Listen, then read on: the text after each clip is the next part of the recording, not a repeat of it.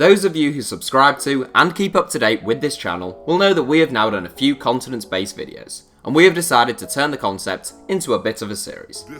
I enjoy these videos because they give us the chance to cover very well-known clubs and individuals in Europe and South America, as well as some more obscure names from the likes of Asia and Africa. So if you have any other continents-based ideas, go ahead and let us know in the comments. Today, we turn our attention to managers. Here are our views on the best managers from each of the 7 continents. Asia, Kurban Berdyev. As always, we start with Asia, and those footballing laymen out there may be expecting the cream of the Asian managerial crop to hail from one of the continent's better known footballing nations. Japan, South Korea, even Iran perhaps. Nope, top spot goes to Kurban Berdyev, who hails from Ashgabat, the capital and the largest city in the Central Asian nation of Turkmenistan. Part of the USSR when Berdyev was born, Turkmenistan gained independence upon the breakup of the Soviet Union in the early 1990s, and currently ranks number 130 in FIFA's world rankings, below the likes of Bahrain and Namibia. That doesn't mean Kurban Berdyev isn't Asia's best manager though. In fact, we'd say he takes that title quite comfortably.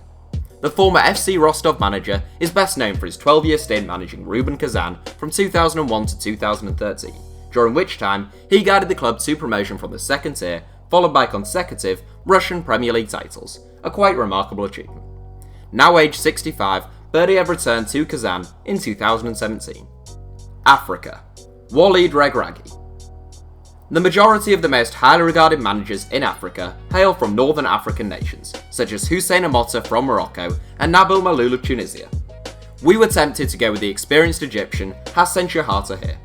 Nicknamed the Boss, Shahata guided Egypt to 3 consecutive African Cup of Nations titles between 2006 and 2010, before stints in Morocco and Qatar. However, the 71-year-old has been out of work for around 18 months, so we thought we'd best look elsewhere. Looking elsewhere, in our books, the best candidate is Walid Regragui. The youngest manager in this 7, Regragui is only 42, and he has been managing Moroccan outfit Fath Union Sport, sometimes better known as FUS Rabat, since 2014. Once a versatile right-sided player who played his club football in France and Spain, Regragui has quickly earned a stellar reputation as a formidable up-and-coming manager. He won the Botolo, Morocco's top flight, in 2016, and his side finished 4th last season. Europe, Pep Guardiola. Okay, so the vast majority of the world's top coaches hail from Europe. Jose Mourinho, Jupp Heynckes, Jurgen Klopp, Carlos Ancelotti. We could reel off a list of top European managers the length of our arm. Picking the best of the bunch is no easy task then, but given that this 7 is based on the manager's current powers, not their all-time achievements, we have to go with Pep Guardiola. There are some who say Pep has never truly had a challenge. He inherited an exceptional group of players at Barcelona, treble winners at Bayern, and owners willing to hand him blank cheques at Manchester City. There is a certain degree of truth to that, but it also overlooks a great deal. When Pep took over at Barcelona, the club had won only 2 La Liga titles in the last 9 years, and only 1 Champions League trophy in the last 16. They proceeded to win 3 La Liga titles and 2 Champions Leagues in 4 seasons, playing a quite beautiful brand of football in the process.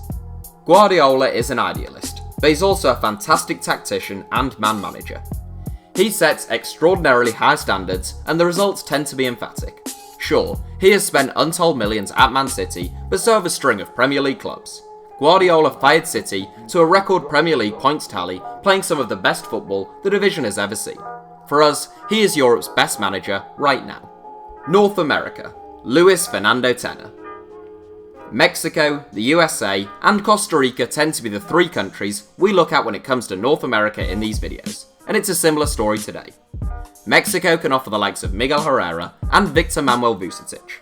The US could point to the experienced Bruce Arena or an up-and-comer like Greg Vanney, and the outstanding candidate from Costa Rica would have to be Alexander Guimaraes. We have gone for a Mexican in the form of Luis Fernando Tena, an experienced head coach who has been in management for more than 20 years. Formerly the assistant and under-21 coach for the Mexican national team, Tena successfully guided the country to win gold at the 2012 Olympics in London, beating Neymar's Brazil in the final. The 60-year-old now manages Querétaro in Liga MX. South America, Diego Simeone. There are a number of impressive South American coaches, from Chiche to Manuel Pellegrini, but the two that stand out are Mauricio Pochettino and Diego Simeone. Pochettino's rise has been gradual but commendable, going from Espanyol to Southampton and for the last 4 years, Tottenham. Poch is a proper coach who works tirelessly on the training ground to actually improve his players, a dying art among many managers in the modern game. He has transformed Tottenham from perennial Nurly-men into Champions League regulars, but has as yet failed to win any silverware at White Hart Lane. Meanwhile, Simeone honed his skills in Argentina before being given the top job at Atletico Madrid in 2011. In each of his full seasons with Atletico, Simeone has never failed to finish in La Liga's top 3, dramatically winning the league in 2014. He has also guided the club to 1 Europa League title, 2 UEFA Super Cups, 1 Copa del Rey, 1 Spanish Super Cup, and 2 Champions League finals.